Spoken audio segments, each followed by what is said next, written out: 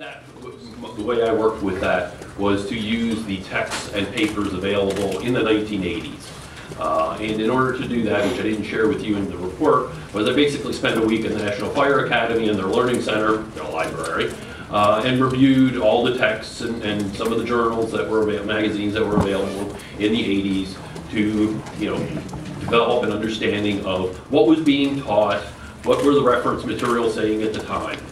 And I want to point out that, that I regard that as a standard of care. There's another concept of what's normative. And certainly there could be differences between what's the norm and what's the standard. We have a situation where, people may normally not be doing the standard of care. And obviously that's even harder to deal with, but I want to bring out that difference. I provided you recently an executive summary of the report. I haven't changed my opinions in the year and a half since I wrote the report, but I have, in talking to a lot of people, found that it might be useful to boil it down to something shorter, so I did that. I think the biggest problems with regard to satisfying the standard of care today in both these cases are their failure to eliminate all accidental/natural causes. The source of that as a standard of care is included in a large number of references of the day. They're on page 4 of my report. That's sort of the overarching methodology involved in fire investigation of the day. You asked about how that changed over time. Obviously, what changed over time was the introduction of NFPA 921, which is the scientific method is the methodology rather than eliminating other causes. So that's a change in the procedure. Eliminating causes is an inherent part of both of those processes. How those are structured and disciplined, how structured they are different. But the notion of eliminating all other causes is common to both. Other standard of care issue that I saw with these investigations was either not taking any eyewitness testimony or doing any interviewing, or when they were done, ignoring them, or coming to conclusions that were inconsistent with them. And that's basically a timeless thing. I mean, think back in your own mind in forensic science when the use of interviewing and testimony of eyewitnesses wasn't part of what was done. In my lifetime, it's always been done. So I don't see that as something that's actually changed. It was embraced then as an important method of collecting data that's relevant to fire investigations, and it is today. The third thing is more pattern, indicator-oriented. These investigators, by their own admission, in their reports, in their testimony, trial testimony, understood that many of the indicators they're using, in particular the low burn damage, the patterns of the floor, they recognized at the time that arson, spillage of a large quantity of accelerant, which they opined in these instances, was not uniquely the only way that could occur. They understood that at the time. Yet, they used that piece of evidence as that means it's arson, when by their own admission they didn't know that, because they could not exclude other means, accidental means, by which that pattern could have been created. So, rather than going any more detail, I'll leave it at that and look forward to answering your questions. Well, we asked Lance to head up the development of these questions and coordination, so I'll pass that over to you, Lance. All right, thank you. And what I'd like to do is, I believe that we were able to give you in advance some questions, and I think that you tried to answer some of those in the executive summary that you gave us. I may go back and touch on some things, but obviously I'm not the only one with questions, so when I do that, then we'll shift over to whoever else on the commission has some questions. I noticed that we've got two folks that are just now arriving, and we really want to let them come on in and have a seat.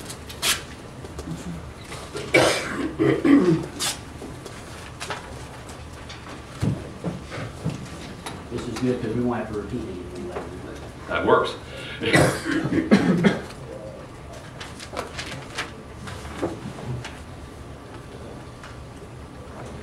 I get a copy?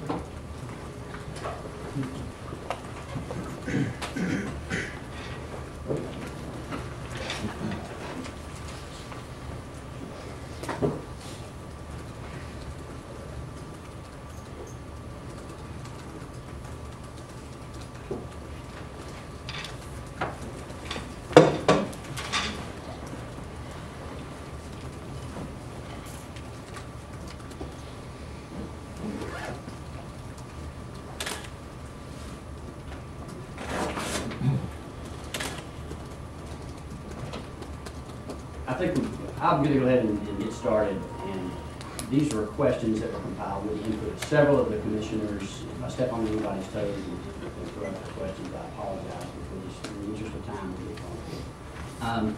And again, some of this I know that you commented on. But just give us a brief summary, if you could. You don't have to go into everything that you did in your executive summary. Let me just start with this. In the original report that you submitted to the commission, you stated two different things. Number one, you stated, and I think you're in agreement with a lot of the experts, that there was no one scientific reliable standard of care. If I use the wrong terminology or my phrasing is not accurate, please come back and correct me.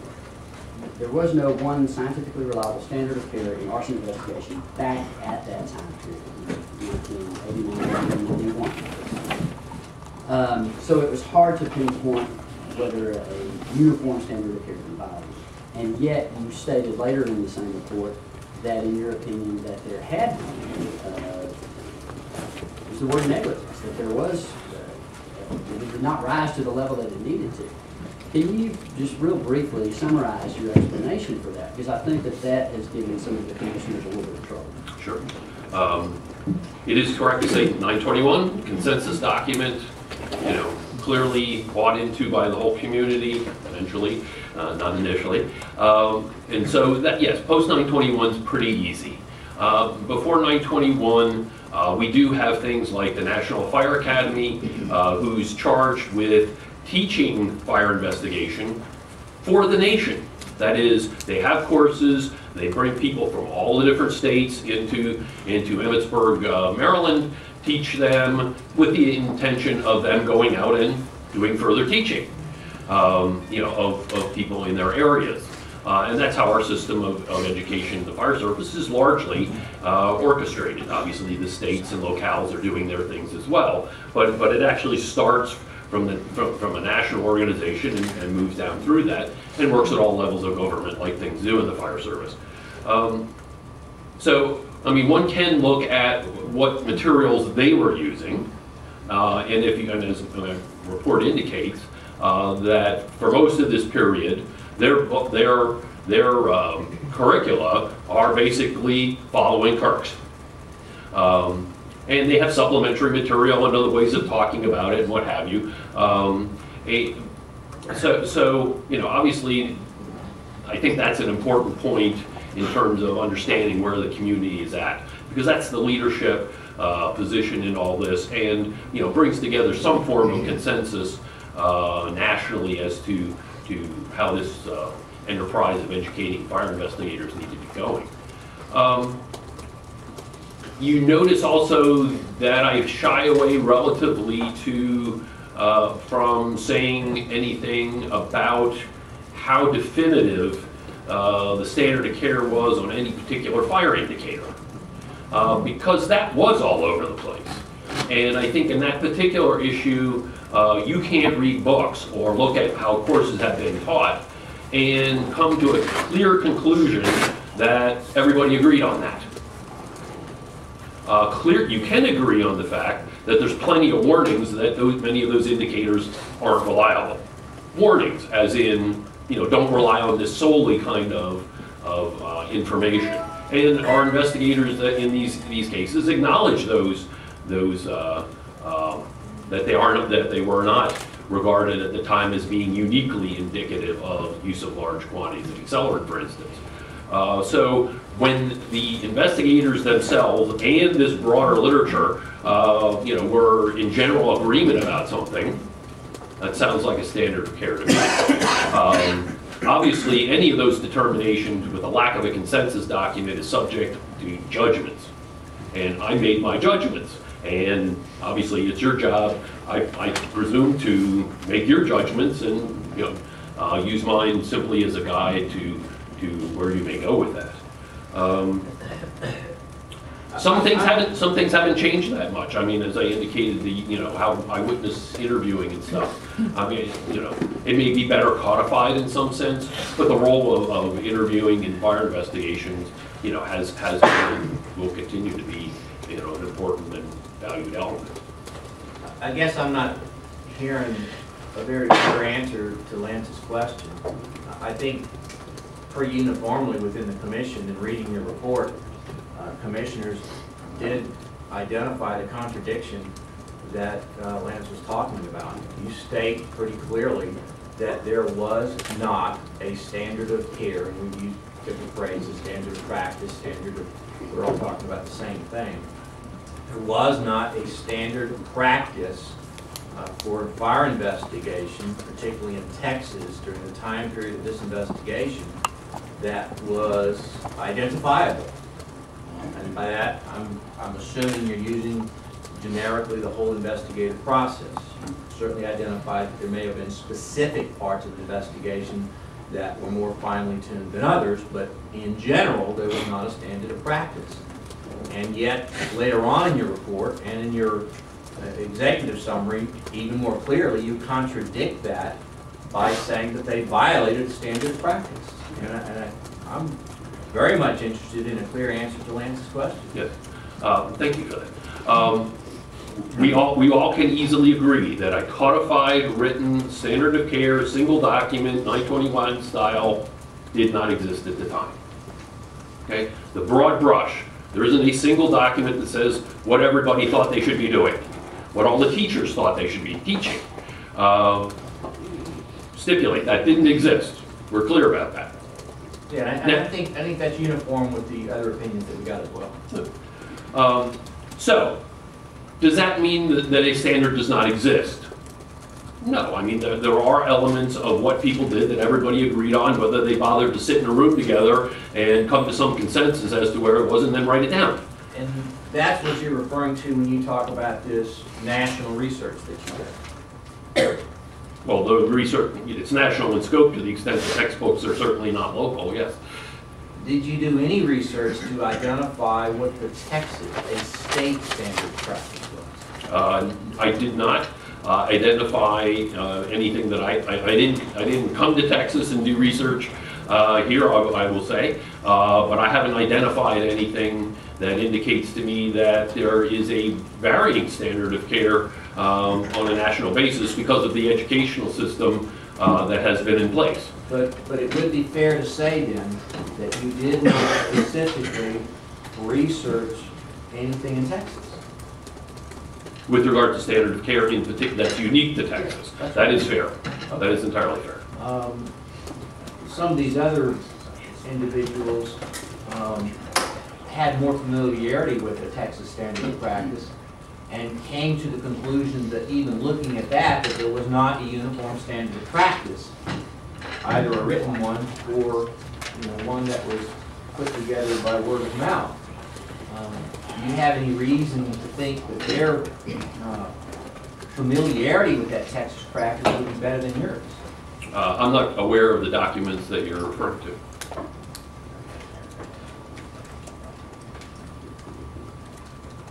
I think that helped clarify our question. I appreciate it. Give me your thoughts on national versus state standard. I mean, certainly we have to look at what fire investigators were being taught in Texas by different agencies that are in charge of training. Do you have any opinions or thoughts on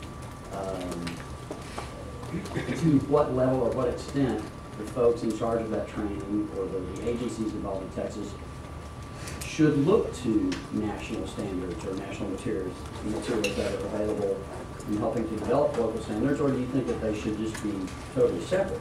It's kind of a vague question. I just want your opinion, your thoughts on it. there is no reason to expect that one state's standards should be different than another state's. I mean, we all aspire to do as best we can. And since the legal systems that we work in are quite similar, not identical, but quite similar, and you know, obviously the knowledge base that we all work from is the same, and the educational resources are national, if not international in scope. I see no reason why there, you know, would be or should be a local standard of care that's distinct and different from one that would be applicable to broader jurisdictions. And but wouldn't it be fair to say that we've come to a consensus on that opinion much more in the more modern fire investigator view than perhaps in the late 1980s, early 1990s? The process of initiating the development of NFPA 921 has been of great value to the fire investigation community. It has pulled together in a single room, you know, dozens of people who are experts in that field, brought input from far more people, brought a level of consensus, you know, that's not readily achievable in any other way. Individual book authors obviously are familiar with all of the information that's out there as best that they can individually do that. And they, in their teaching and writing, are attempting to, you know, reflect, you know, the broadest and best enunciation of the fire investigation art and science. But clearly NFP 921, getting people in a room, putting a document on the street, getting comments, proposals through a public, you know, process, you know, has been invaluable to the community.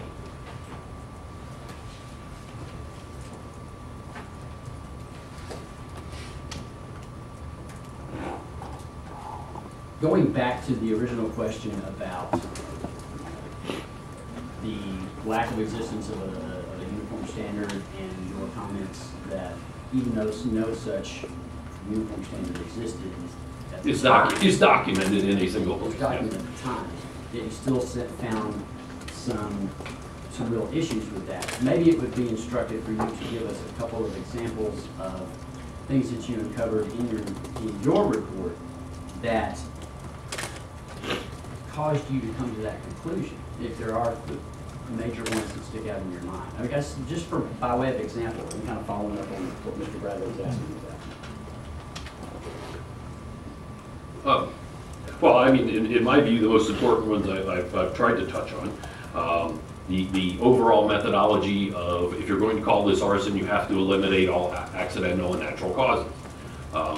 You know, that is something that I believe is a standard. It's not a documented standard, but it is our common understanding among educators and practitioners that that is how you make a determination that arson has occurred. You know, you have to eliminate all accidental and natural causes. That's not a new thing. The way we go about that is somewhat different in the 80s versus, you know, in current world, i.e. scientific method versus, you know, eliminating alternate causes. But that principle is fairly timeless and, you know, accepted, I think, generally. And that, you know, I think that's how it becomes the standard, is by developing a general consensus in the community that this is how investigations are to be done.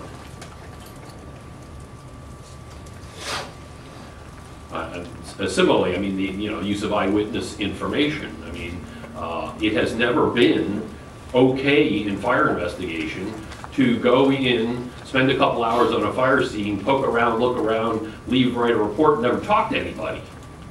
I mean, interviewing first responders, interviewing eyewitnesses, and dealing with what they have to say has always been a part of fire investigation and forensic investigation far more broadly than that. And that's, I mean, you know, do you need that to be written down in 921 to understand that? Well, I think not, you know. So, you know, and with regard to the pattern stuff and the indicator stuff is far more difficult.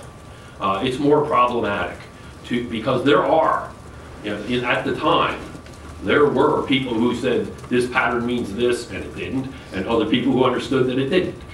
The consensus, the concurrence of opinions about that was developing during the 80s. And I would not have if the only things wrong with the investigations was that these investigators believed that this pattern uniquely meant something that it didn't mean at the time. If that's all that was wrong, I would not have said they violated the standard of care, because there were, at that time, sizable numbers of people who believed that these floor patterns meant it had to be accelerant-based and had to have occurred that way. They're wrong, but it was, an understanding that a sizable number of people had, and I would not, have that rise to the level of, a standard when that lack of consensus, is apparent. Now, here I see those pattern issues as a problem nonetheless, because we have investigators who acknowledged that they were not unique. Now that changes a lot. I mean, if these guys thought and believed that this pattern means this, can't mean anything else, we can talk about that.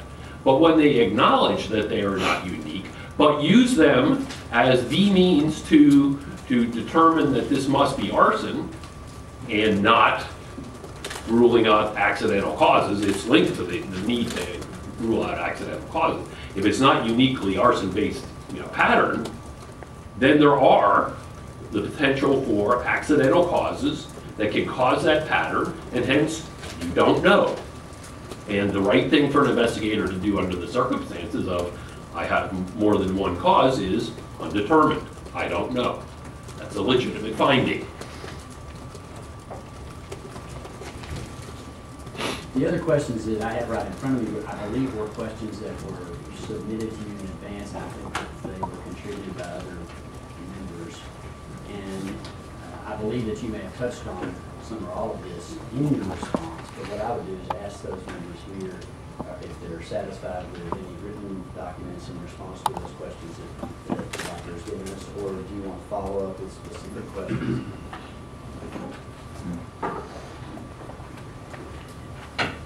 The two investigators, you acknowledged, or they acknowledged, that there were other explanations for the pattern. They knew that. Where would they have learned that? From back to standard of care, and where would they have been able to acquire that knowledge? They acquired that knowledge ultimately from textbooks, reference books that said, here are these kinds of patterns. They may mean this, but they may not. And how did that arise? I mean, it gives rise to an interesting question of how at the time was this knowledge developed? And it is sadly the case that in the run-up, call it up to the 80s, because obviously research takes time to get into practice, that there was no coherent research programs in forensic in pattern recognition and indicators and the general art and science of fire investigation. Most of what was known was individual investigators on an opportunistic basis having the opportunity to experiment or draw from things that they had done to come to an understanding of, ooh, I once thought this pattern meant something, and based on this training exercise, I saw that on the floor and there was no arson. Or, actually having the opportunity to do it in a more formal scientific setting. But, I mean, the profession was bootstrapping itself at the time. It understood that it was behind. I mean, as I indicated in one of the paper that I provided to you more recently, it was the case that in the 70s, fire investigators were being more exposed to fire science and fire scientists, because in large loss fires, and both property and lives, in the 70s and going into the 80s, fire scientists, fire protection engineers were being used by attorneys in lawsuits. And the investigation community were working alongside them. And they're looking over and saying, wow, look at this stuff. I should be using this. And the astute members of the investigation committee in the 70s were seeing this you know, and starting to read fire protection engineering books and fire science books, bringing that to their practice, bringing it to their writing, you know, and beginning the process of integrating what was known based on fire science into the art and science of fire investigation. None of the things that we're talking about here is the actual fire science is the limiting reagent. Fire science has been ahead and known most of what we need to know to answer most of these questions long before you could say there was a standard. And it's really what has happened in the fire investigation community is a growth process in the sense of recognizing this resource of fire science that's, you know, formal discipline that did have funding, that did have a national research focus, you know, that was learning things based on science, that we can use that as a resource, bring it over and build our profession in a way that will help us. That's, you know, I would generally say that starts in the 70s. I can't say it didn't happen before that, but it certainly got legs in the 70s and then proceeded from there. And so that's how up through the 80s, knowledge, you know, with regard to indicators was developed in the fire investigation community. And it's, you know, it's a little bit, it's better now in the sense that there is some national funding for research in fire investigation. It's not huge. You know, the National Research Council has, you know, made its opinions known on the need for more in a broader sense in forensic sciences, and fire investigation certainly no exception. So would it be safe to assume that they have been exposed at some time to the concept that the pattern may or may not reflect use of an accelerant? Yes. Given their conclusions and their statements and their testimony that they recognize these patterns may be caused by something else. Yes, I think it's extremely significant that they themselves admitted that. Yes. All right, can you offer, Dr. Bailey, your opinion, your position on the origin and spread of the fire based on your review? Cause undetermined in both cases. In the Willis case, I have a fairly poorly developed understanding of the area of origin. Living room, dining room is the best that I can say based on what I've seen. In the Willingham case, the room of origin is the child's bedroom. Beyond that, I couldn't say. And you know, I think we all need to recognize that you know, areas of origin start large and get small as the quality information improves. And you know, the ability to go from undetermined to determined in terms of cause, you know, improves as more data, you know, is brought to bear. You know, and we can't do any better than the data that was collected on the day. Dr. Beyler, having reviewed the documents, what evidence do you find that would support a fire investigator at the time reaching a conclusion that this fire was arson? And would that opinion have been the same in 1991 and also in 2004 when the fire was, the documents were re-examined by other experts? I'm going to ask you to restate the question, I'm sorry. So based on the documents that you've reviewed to date on the Willingham case. On the Willingham, okay. On the Willingham case, what evidence is there to support a finding of arson by a fire investigator in 1991? What evidence do we have, that they have then, and that they could have recognized, or that we can recognize now, that points to arson as the cause of the fire? Would you support their conclusion based on information that was available in 1991? No, based on what was available at the time, this is an undetermined, the cause is undetermined. There's no way that you were going to determine the cause based on what they knew at the time. Right. There's no way. And by undetermined, you're not excluding arson. Well, no, I mean undetermined. I mean I mean it like I mean it, yes. Well, I say that because the media sometimes takes that answer and turns it into there was not arson. And would it be inaccurate for the media to report that your conclusion is that there was no arson? You are correct. I have not come to the conclusion that neither of these fires were or could have been arson. But my question is, would it be incorrect for the media to report it that way? Yes. You have not said that. No, I haven't said that. So just to clarify then, as time went on, as fire science developed, and as standards of practice improved over the years, would I be correct in assuming then that later on, after 1991, you'd have the same opinion, that there still wouldn't be sufficient evidence to corroborate the finding of arson? It would still be undetermined? I mean, it's even more strongly the case as time moves along. Right, I just wanted to clarify. Right, yeah. There's no question that as time moves along, you know, the support for the determination that these were arson fires gets less and less, not more and more. Well, that may or may not be true. There can be new information that could cause you to conclude that it was an arson, couldn't it? Hypothetically, yes, and now we're talking about in the Willingham case. In the Willingham case. And I'll give you an example. I recall a couple of years ago that when the governor's mansion burned down, there's a lot of people jumping in front of TV cameras speculating about what the cause of the fire was. It's always an interesting subject. Something new at the world, yes.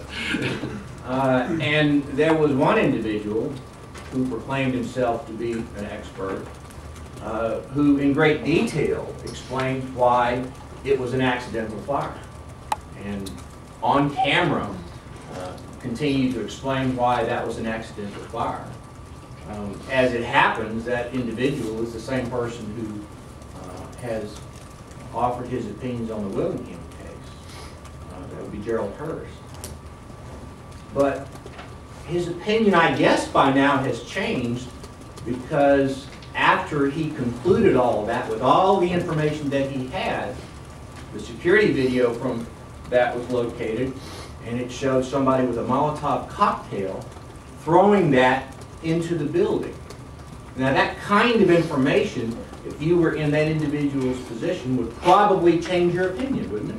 It is always the case that when any of us write a report based on the information available now, and that's what you can work with. And if there are instances, I don't think it's the case in Willingham, but in other cases it may be, when new evidence comes to light, new evidence should be examined and opinions can change.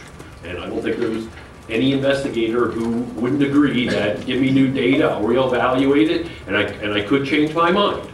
That's why we collect data, because it helps. Well, and I suspect that's why you and other careful experts don't rashly proclaim that something was an accident when there's insufficient information to show that, and why your opinion today, and continues to be based on Dr. Kerrigan's question, continues to be undetermined. And perhaps Mr. Hurst should have been more cautious, as he said, undetermined as well, so that he had room to change it once the facts revealed that someone threw a Molotov cocktail. Well, we can talk about, you know, how useful it is to, you know, make, you know, rash proclamations of a cause of a fire. Obviously, what we do as a profession is work with the data